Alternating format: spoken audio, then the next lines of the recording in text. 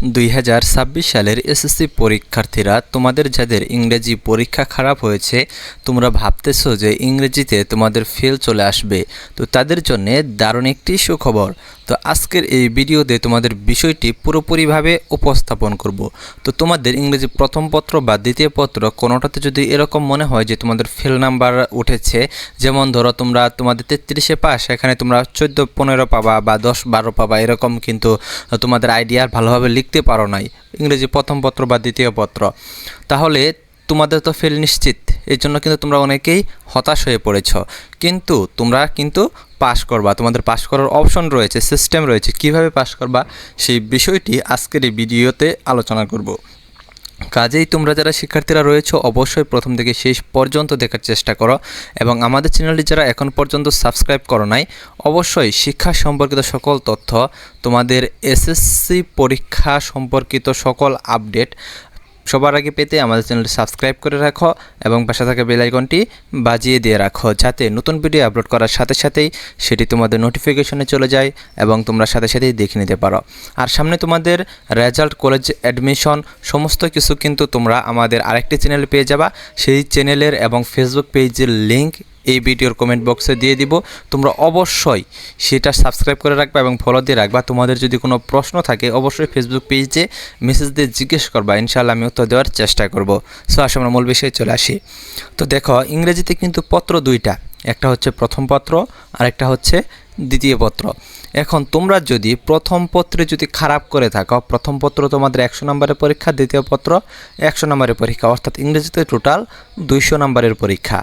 এখন তোমরা যদি প্রথম পত্রে খারাপ করে থাকো, মানে যদি তোমাদের পরীক্ষা এরকম হয়ে থাকে যে প্রথম পত্রে তোমরা নাম্বার পাবা 15-16 বা 10-12 এরকম নাম্বার পাবা, মানে ভালো অ্যান্সার করতে পারো না, বিষয়টা হচ্ছে এরকম, তাহলে কিন্তু তোমরা চিন্তার মধ্যে রয়েছো যে ইংরেজিতে ফেল চলে আসবে।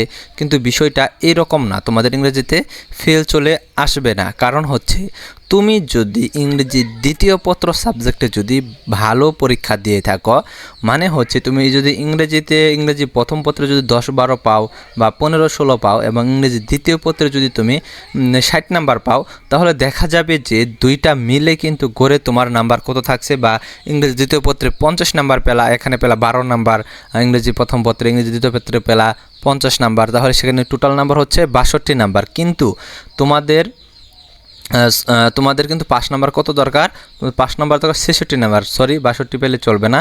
তো ইংরেজি 10-12 পেলে পরে ইংরেজি দ্বিতীয় পত্রে তোমাদের অবশ্যই 55 নাম্বারের উপরে পেতে হবে। যেমন ধরো 56 নাম্বার পেলা বা 60 নাম্বারই পেলা ইংরেজি দ্বিতীয় পত্রে, ইংরেজি প্রথম পত্রে পেলা কত নাম্বার, ইংরেজি প্রথম পত্রে পেলা 10 নাম্বার, তাহলে 60 আর 10 হচ্ছে 70 নাম্বার।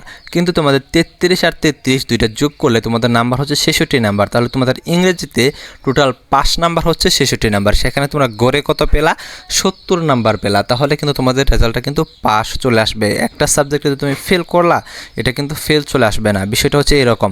তো প্রমাণস্বরূপ তোমাদের দেখিয়ে দিই যে আসলে এটি কীভাবে বাস্তব, তোমরা অবশ্যই এটা দেখে নিতে পারবা। তো তোমরা তোমাদের পূর্ববর্তী যে ব্যাচ রয়েছে, পূর্ববর্তী ব্যাচের এসএসসি পরীক্ষার রেজাল্টটা তোমরা দেখতে পারো বা মার্কশিটটা তোমরা দেখতে পারো, তাহলে কিন্তু ক্লিয়ার হতে পারবা। আমি বুঝিয়ে দিচ্ছি যে কীভাবে ক্লিয়ার হবা। তো তোমরা এটা অনলাইনেও সার্চ করে নিতে পারো, মার্কশিট লিখে এসএসসি মার্কশিট লিখে সার্চ করলে বিভিন্ন ছবি চলে আসবে মার্কশিটের, সেই মার্কশিটগুলো তোমরা দেখে নিতে পারবা। সেখানে তোমরা লক্ষ্য করলে দেখবা যে শুধু ইংরেজি না, বাংলাও যেগুলোতে পত্র রয়েছে, যেমন ইংরেজি প্রথম পত্র দ্বিতীয় পত্র দুইটা মিলে কিন্তু তোমাদের মার্কশিটের রেজাল্টটা কীভাবে আসে। ধরো যে ইংলিশে পেয়েছে এ গ্রেড, মানে 70 নাম্বার, তাহলে ইংরেজির প্রথম পত্র আর দ্বিতীয় পত্র দুইটা মিলে এভারেজে 70 নাম্বার হয়েছে। বুঝতে পারছো, মানে দুইটা সাবজেক্টের নাম্বার যোগ করে 2 দিয়ে ভাগ করা হয়েছে, এতে নাম্বার হয়েছে 70, তাহলে তার রেজাল্টটা কি এ গ্রেড। একইভাবে তোমাদের পাস ফেলও কিন্তু এইভাবে দুইটা সাবজেক্টের নাম্বার একসাথে যোগ করে, তারপরে যেহেতু দুইটা সাবজেক্ট 2 দিয়ে ভাগ করে গড় নাম্বারটা বের করে তারপরে তোমার রেজাল্টটা দেওয়া হয়। সেক্ষেত্রে তুমি নিশ্চিত থাকো যে তোমার পাস চলে আসতে পারে। কারণ হচ্ছে যে প্রথম পত্র খারাপ হলেও দ্বিতীয় পত্র অবশ্যই ভালো হয়েছে। আরেকটা বিষয় হচ্ছে যে তোমাদের যেহেতু মার্কশিটে বললাম যে তোমাদের ইংলিশে শুধু ইংলিশ লেখা থাকবে, ইংরেজি প্রথম পত্র দ্বিতীয় পত্র দুইটা রেজাল্ট কিন্তু আলাদাভাবে লেখা থাকবে না, এই বিষয়টি তোমরা অবশ্যই খেয়াল রাখবা।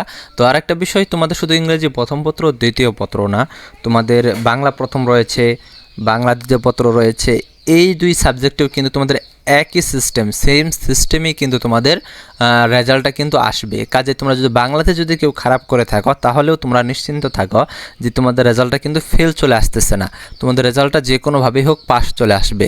আরেকটা বিষয়, তোমাদের যেহেতু আরও কিছু পরীক্ষা বাকি রয়েছে, সেই পরীক্ষা সম্পর্কে কিছু তথ্য তোমাদের দিয়ে দেই। সেটা হচ্ছে যে তোমাদের এমসিকিউ কিংবা তোমরা ওএমআর সিটে দেখবা যে তোমরা অনেক ক্ষেত্রে ভুল করে থাকো। তো এমসিকিউ বা ওএমআর শিটে ভুলটা কিন্তু মারাত্মক একটি ভুল, যার কারণে একজন ভালো স্টুডেন্টের রেজাল্টও কিন্তু আটকে যেতে পারে, নাও আসতে পারে। ধরো একটা স্টুডেন্ট গোল্ডেন এ প্লাস মানে ও সকল বিষয়ে এ প্লাস পাওয়ার যোগ্য, কিন্তু সেই স্টুডেন্টটা যদি ওএমআরে ধরো এমসিকিউর ওএমআরে যদি ভুল করে থাকে বা সেট কোড যদি ভুল লিখে থাকে কোনোভাবে, রোল নাম্বার রেজিস্ট্রেশন নাম্বার দুইটা যেহেতু জায়গা রয়েছে, মানে উপরে ডিজিট লিখতে হয় তারপরে বৃত্ত ভরাট করতে হয়, দুইটার মধ্যে একটা সঠিক লিখলেই হবে। কিন্তু সেট কোড যদি তোমরা কোনোভাবে ভুল করে থাকো তাহলে দেখা যাবে যে তোমার কিন্তু একটা এমসিকিউ কারেক্ট হবে না, কারণ অন্য সেটের সাথে তোমার এমসিকিউ একটাও মিলবে না। তো তোমার রেজাল্টটা জিরো চলে আসবে, সকল সাবজেক্টে এ প্লাস পাওয়ার পরেও এমসিকিউ তুমি ফেল করে গেলা, কিসের কারণে? সেট কোডের কারণে। অথচ তুমি এমসিকিউ কিন্তু কারেক্ট করেছো, দেখা গেল 30টা যদি এমসিকিউ থাকে তুমি 30টাই কারেক্ট করেছো, হয়তো 27, 28 বা 30টাই তোমার এমসিকিউ কারেক্ট হয়েছে, তুমি 30 নাম্বারই পেতা, কিন্তু সেখানে তোমার এই সামান্য একটা ভুলের কারণে তোমার রেজাল্টটাই কিন্তু আটকে গেল, তোমার রেজাল্টটা ফেল চলে আসলো। কাজে এই বিষয়টা তোমরা অবশ্যই সতর্ক থাকবা। তো তোমরা যারা এখন পর্যন্ত আমাদের চ্যানেলটি সাবস্ক্রাইব করো নাই, অবশ্যই আমাদের চ্যানেলটি সাবস্ক্রাইব করে আমাদের সাথে যুক্ত হয়ে যাও। ধন্যবাদ সকলকে পুরো ভিডিওটি দেখার জন্য।